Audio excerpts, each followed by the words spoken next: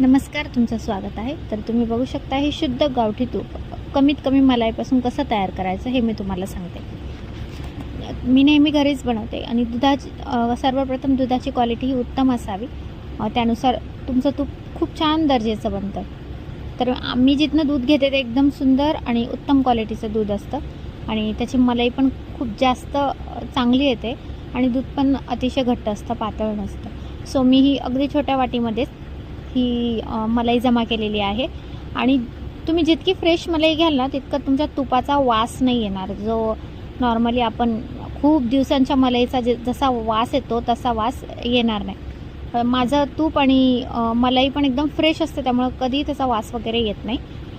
हे चांगलं नॉर्मल टेम्परेचरवर काढायचं आहे, बाहेर ठेवायचं आहे फ्रीजमधनं. थोडंसं नॉर्मल झाल्यानंतर ते जाड पातेल्यामध्ये टाकायचं. जाड पातेलं असेल तर तुमचं मलाई जी रबडी निघणार आहे शेवटला ती जास्त करपणार नाही आणि खूप जास्त करपू द्यायचं नाही आहे. ज्यावेळेस रबडी येलो कलरची झाली तर गॅस बंद करायचा आहे. तर समजून जायचं की तूप झाले. जर तुम्ही ब्लॅक केली तर तुमचं तूपही काळं होईल. तर अशा पद्धतीने मी भरपूर वेळ घेतला.